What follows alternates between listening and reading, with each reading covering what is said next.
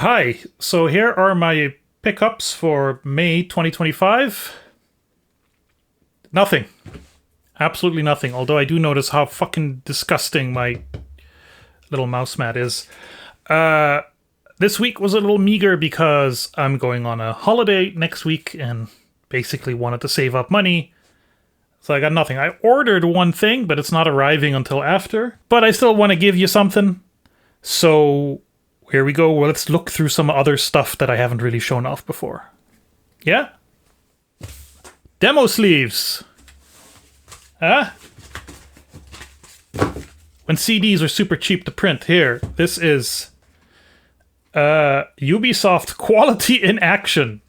It's a disc of 2005 era game trailers. This might be fun to actually look at some point on stream or something. Includes Peter Jackson's King Kong, the official game of the movie trailer. And trailers for things such as Prince of Persia 3, title not final.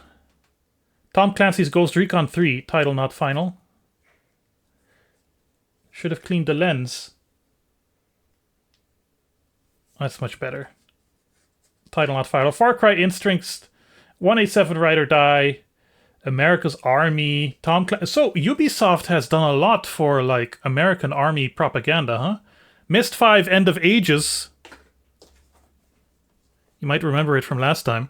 And some other stuff. Star Wars, Luminous, title not final, Prince of Persia PSP, title not final, and Bomberman Hardball. We love an extreme Bomberman, don't we, folks? Next one is Pepsi Shared a Dream.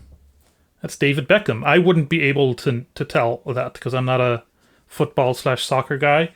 But it contains photo gallery of your favorite boys, behind the scenes footage, interviews and tips, but also a screensaver and web links. And more importantly, Alex Ferguson's Player Manager 2002 game. PC CD demo. Ah yes, quality printing. Then there's a demo for Juiced. Remember Juiced? I love how it doesn't say what Juiced is. I know what Juiced is. It's one of those Fast and Furious style racing games. I think this or the sequel is notorious for a very sexist commercial. But yeah, Juiced. Juiced. I got nothing else to add. And then this came with a McDonald's, presumably with a Happy Meal. Zapper, de ondeugende krekel. That means the naughty cricket. Zapper. It looks kind of interesting. But yeah, this is clearly like one of those promotional things. Dixon's, free record shops, none of these, of all of these. Oh, E-Plaza. Jeez, I really don't, that vaguely remember E-Plaza, but of all of these, only Intertoy still exists. So a different age, but inside, of course, you have the demo, but also for some reason, another one. I don't know why there's two. Double the fun. This one doesn't have a cardboard sleeve, but it does have an insert. This is just Colin McRae Rally 2.0. Not much more to it. And these were good games.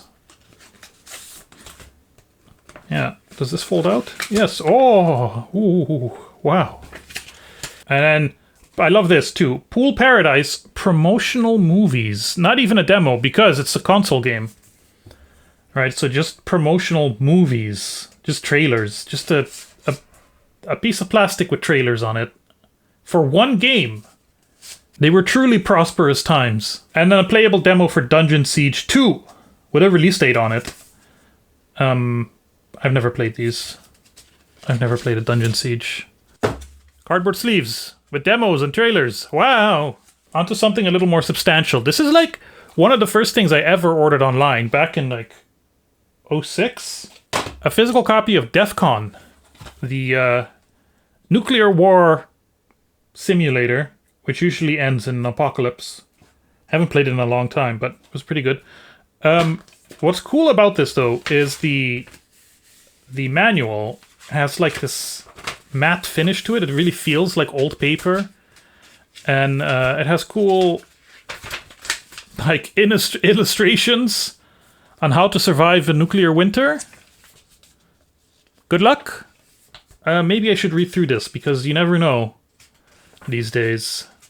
I believe I remember this came with like a postcard also. that I don't have. Now to get even more substantial, this is a recent acquisition. It's a Dutch 4CD version of the 11th Hour, and it comes in this really fun little format.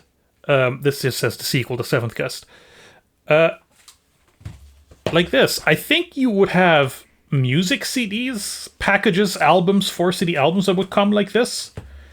And I really like it for a game, because you get a lot of room for the artwork and for whatever background stuff. That guy's having a good time. But at the same time, it doesn't take as much space as a big box, and it's unique. It's unique, but as far as I know, there isn't a version or a release of The Seventh Guest like this, which is a shame. Now, I usually try not to go for Dutch language releases. I tend to go for English just because I feel it has a little bit more potential sale value, because I can go a little bit more internationally. But I love this one. And this is the manual. You can't take the manual out. It's bound to the whole package. And it's pretty cool. Yeah.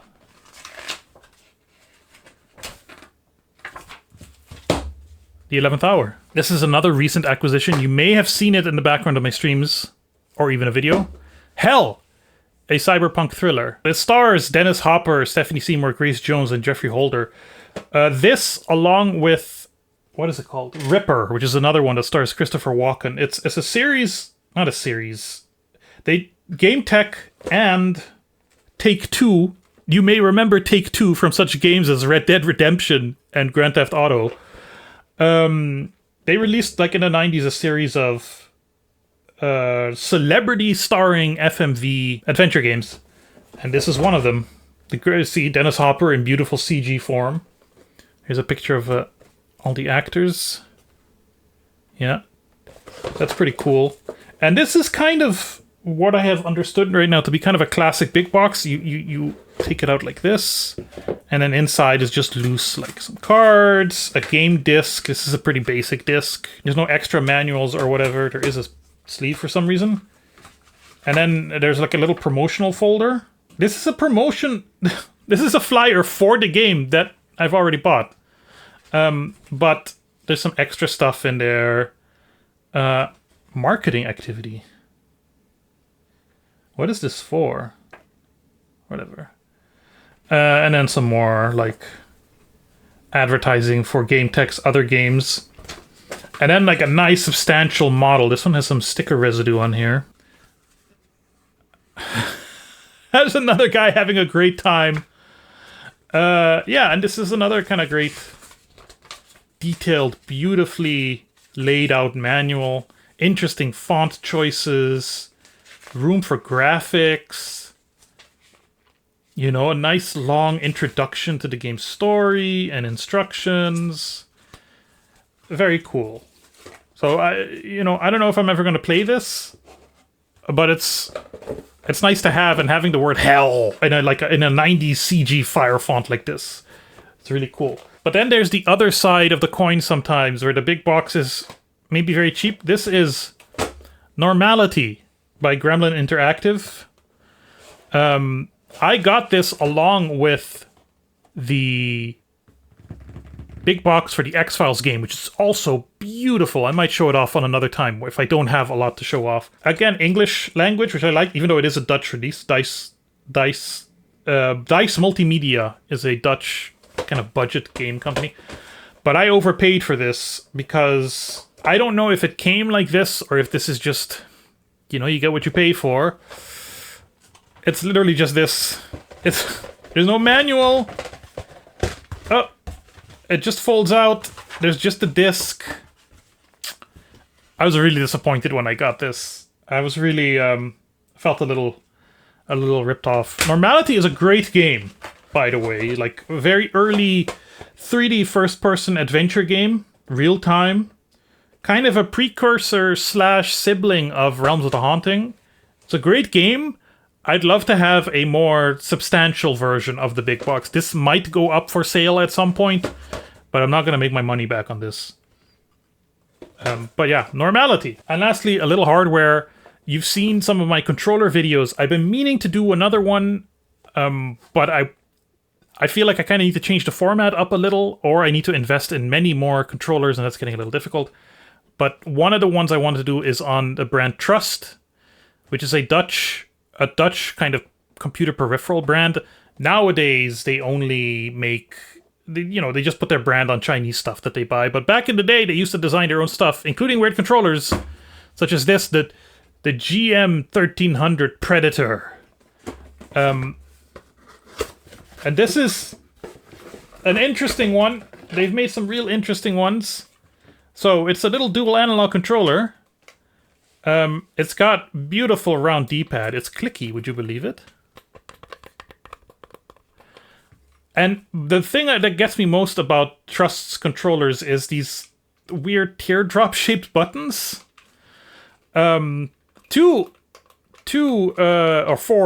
sets of shoulder buttons, rather, which is a little forward-thinking, I suppose.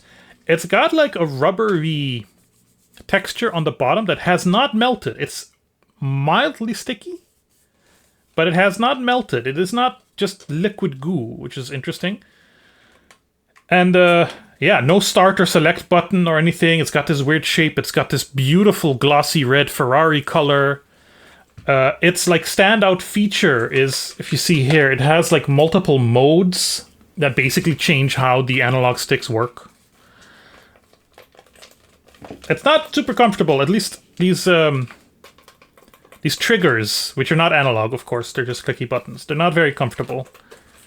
But yeah, you'll see more of this at some point in the future, I suppose. I don't quite know what I'm gonna do for the next controller video, but I've acquired enough hardware now that I should be able to get something out of it. So yeah, that's what I have to show off for this month. Next month's video will probably be similar to this because I'll be away for most of the month. But with that said, if there's something in my collection that you know of that you want me to take a closer look at, that you've seen in the background of my streams or whatever, let me know, and I'll show it off then too. So thank you so much. Bye. Wait, how do I stop this thing?